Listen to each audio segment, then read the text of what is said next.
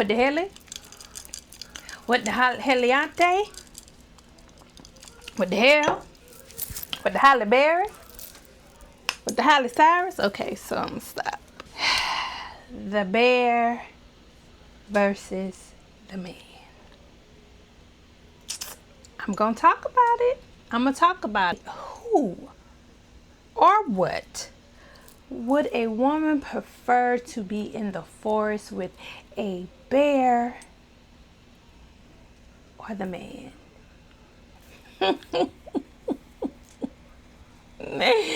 So we're gonna go ahead and have this discussion so we could talk about this. We're gonna talk about this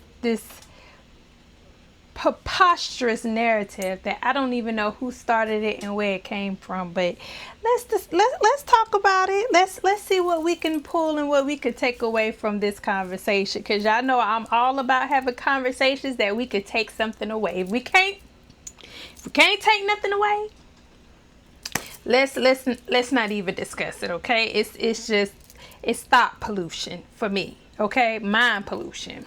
I'm gonna tell y'all in a minute, but first, let's go ahead and hit this intro. And while we hitting this intro, go ahead and like, because y'all gonna like this. Go ahead. I'll see y'all when y'all get back.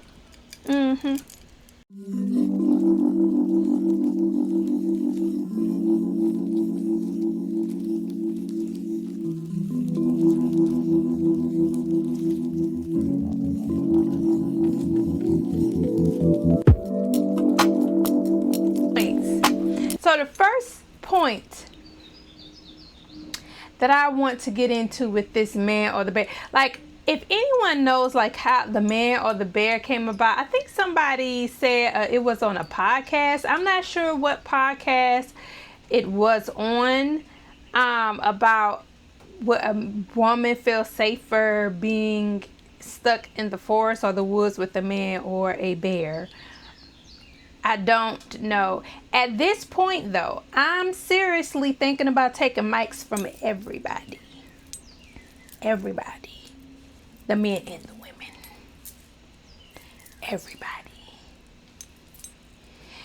Have y'all ever watched a movie starring Leonardo DiCaprio called The Revenant? Is that what it's called? Revenant? Have y'all seen the movie The Revenant? Did y'all see the bear scene? Y'all seen the bear scene? Did y'all see the way that bear mauled the hell out of Leonardo DiCaprio's character in that movie? I'm talking about listen. I'm sure at this point a lot of y'all have seen it. If not, I need y'all to go check that out. Because if you go check out that movie, I don't even think we will be discussing which one we would choose. When you saw the way that bear just clawed and slung his body like a rag doll. Oh my goodness. After I saw that bear scene, I didn't want to see a bear. I don't want to see a bear. Okay? I don't want to see Winnie the Pooh. I don't want to see Yogi Bear. I don't want to see the Coca-Cola polar bear on that commercial. I don't want to see a teddy bear after seeing that. Listen, here's the thing though. I get the sentiments of, from what I can remember, the sentiment of which one are we choosing, the bear or the man? It was to compare or to say that a woman feels safer if it was just them and a bear versus a man. So here's my answer.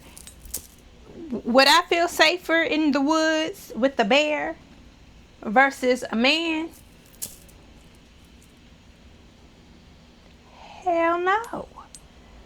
Hell no, I would not feel safer in the woods with a bear versus a man. That's preposterous. That's silly. That's illogical. That makes no sense.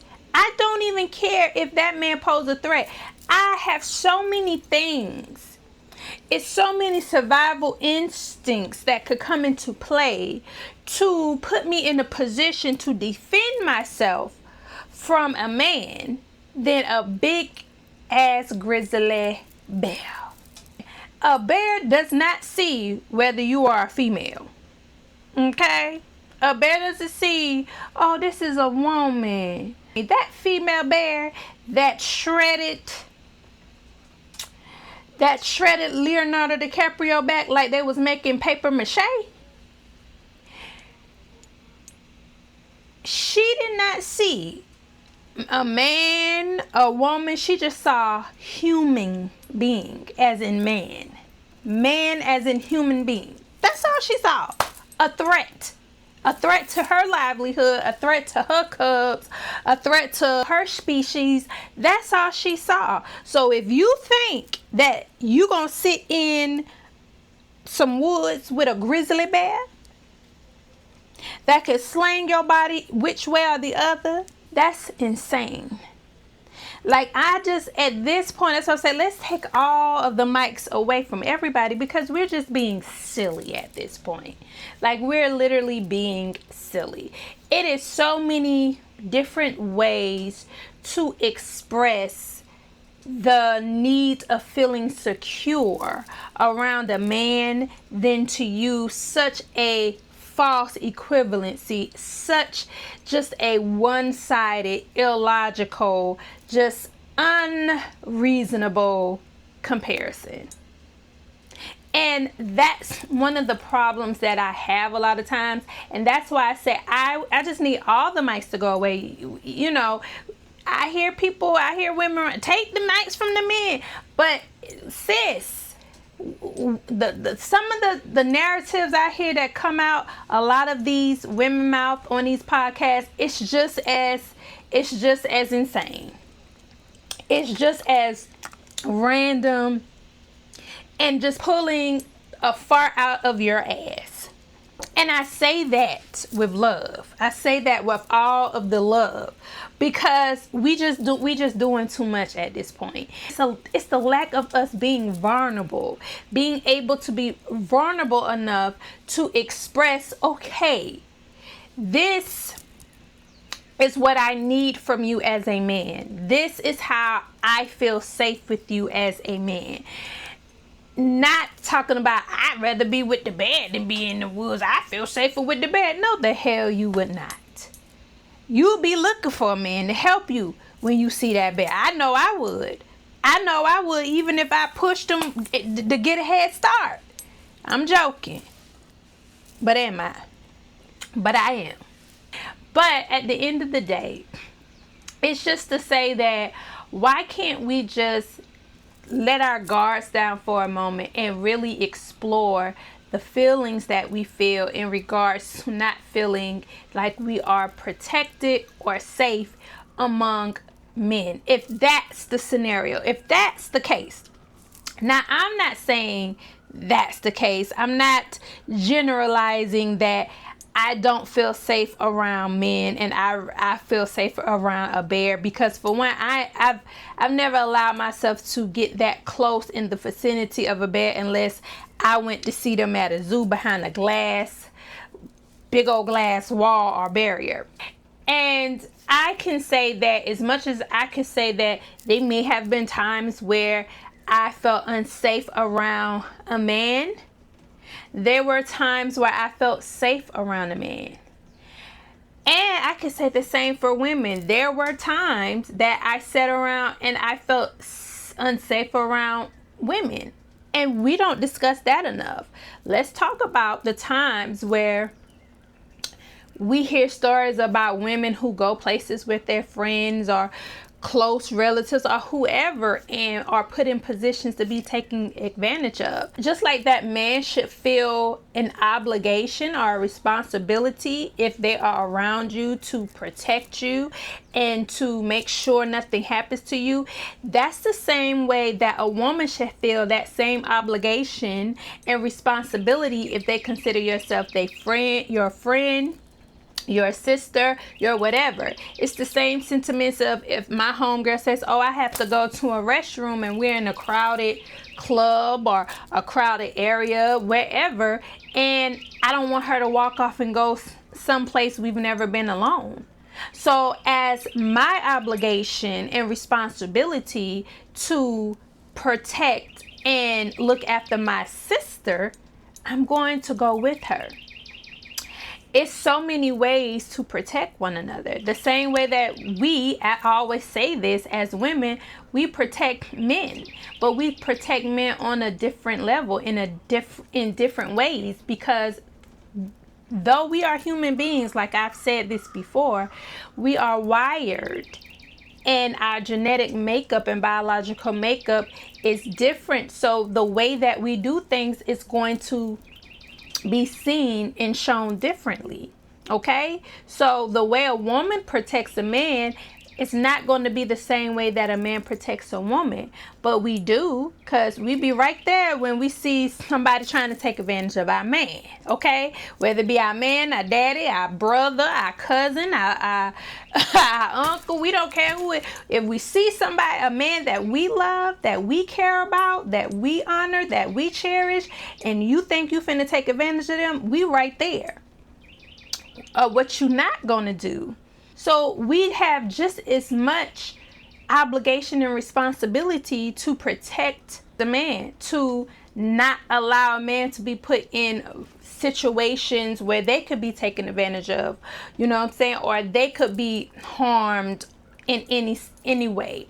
So the same way we could have this perception and put this narrative out there about how unsafe we feel around men, well, you got to hold that same regard when it comes to women too.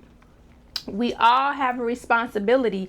Anybody that you're around, whether they're male or female, they should feel when they go someplace with you, when they're around you, when they're among you, they should feel the need to, you know what, we came together, we leave together. And even in the same way of, we can take it past that onto even more of a mental and emotional. Like if you're my friend and you're my sis, somebody close to me as a female, like, you should protect my name. You shouldn't allow or sit around and talk with people about me, or allow people to spread false narratives and rumors about me. That is a way to protect. That is a way to have a certain responsibility to have someone feel safe around you. Okay, I know this person has my back. I know this person has the best intentions for me. I know she does not mean me any harm or any wrongdoing.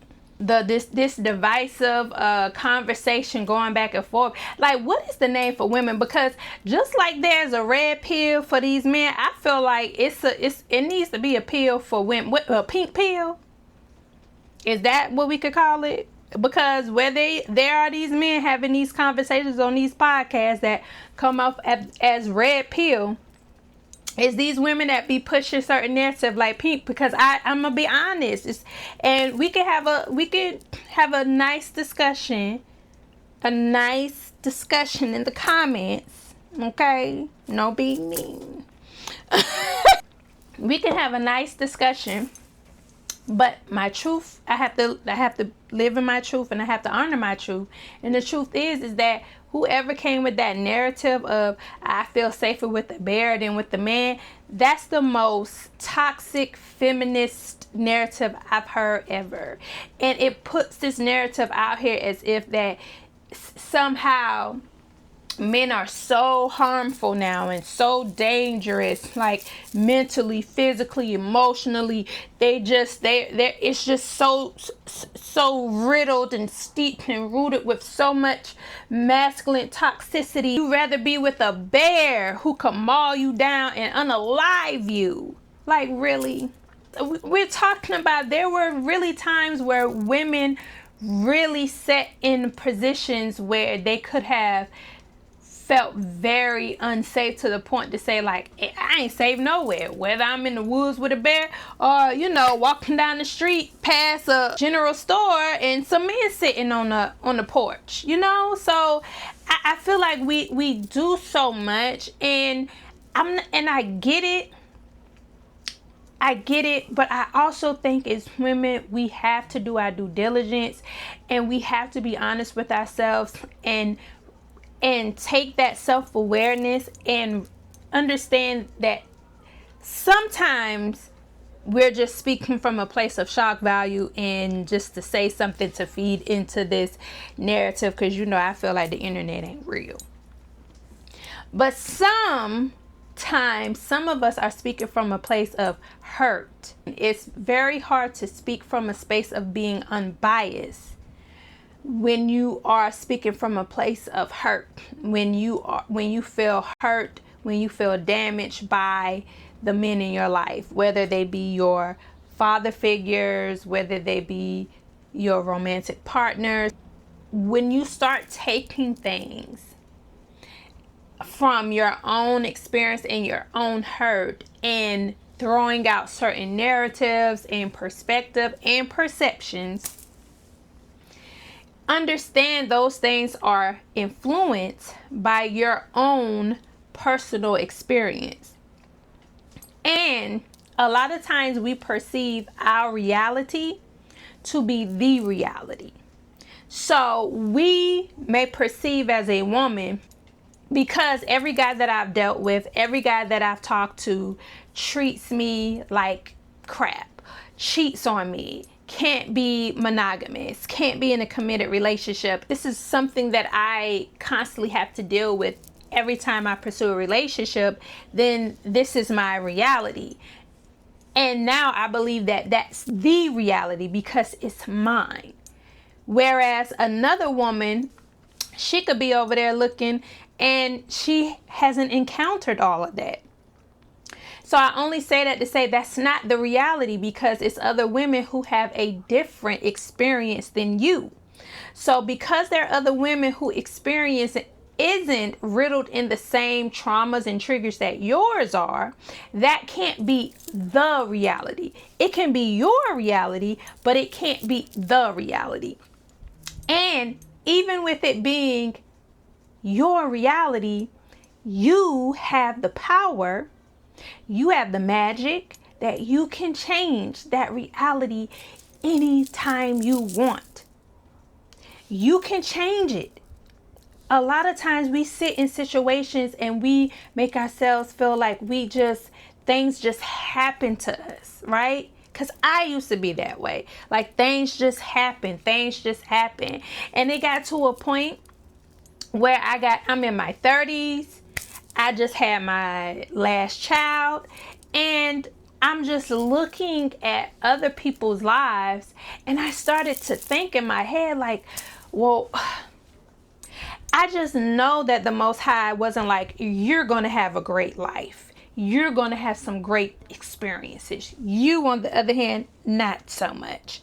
I know it's not true. It doesn't exist. Okay? It doesn't exist. God is love.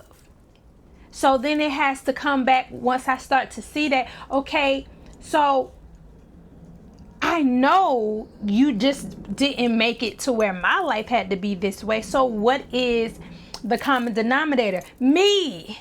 I'm the common denominator.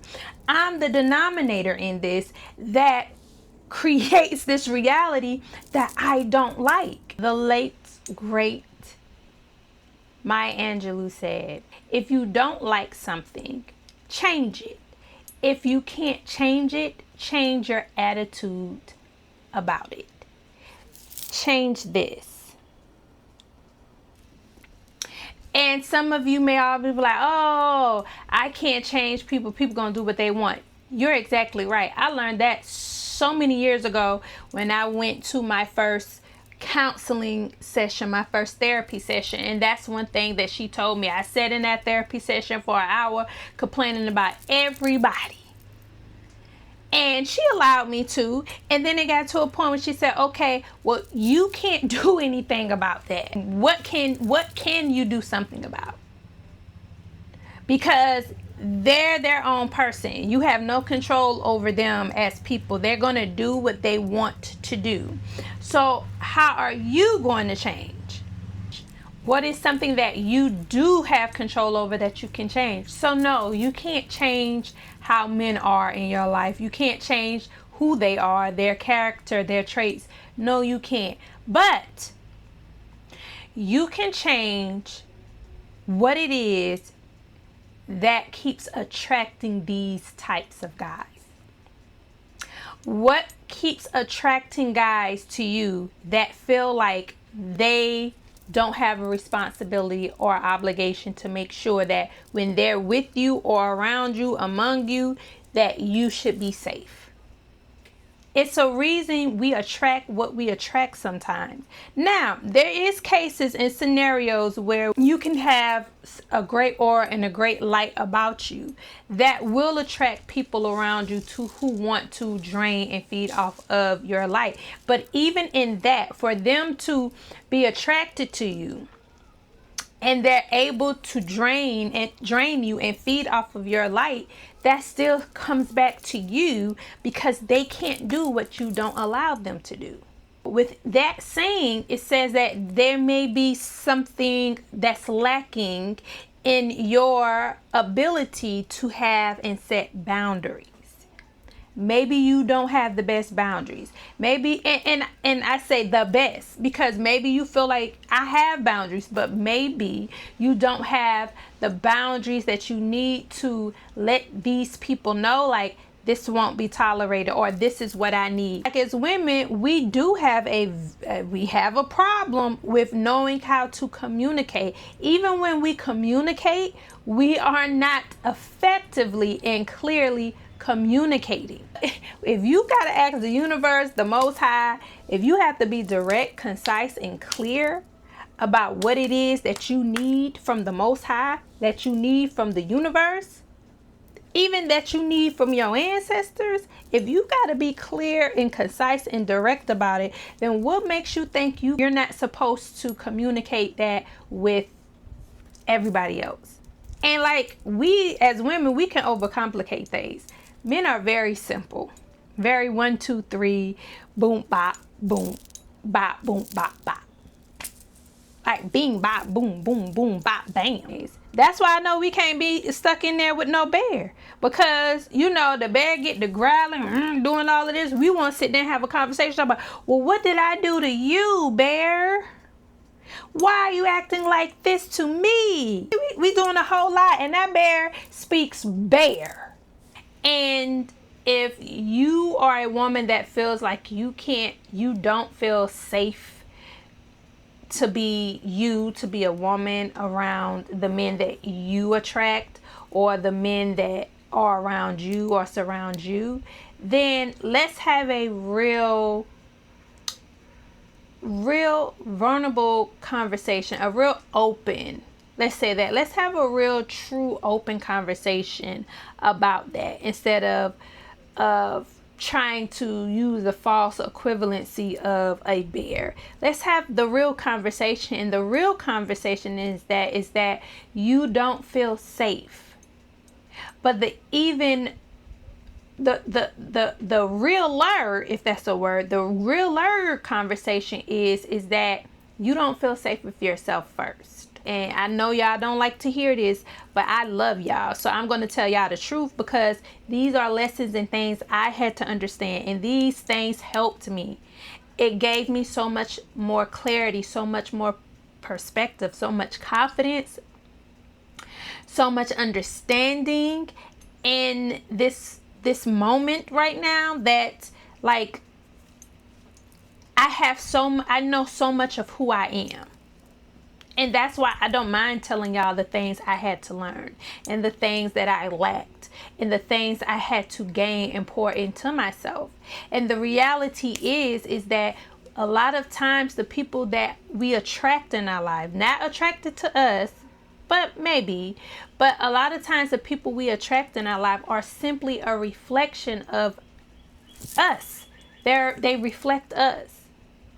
So when you are around these men and you don't feel like you don't feel safe with your emotions around them, you don't feel safe with your thoughts, your ideas around them, you don't feel safe physically around them, and it starts with the fact that you don't feel safe with you. You don't feel like you can protect yourself, because a woman who feels safe with herself, she trusts herself.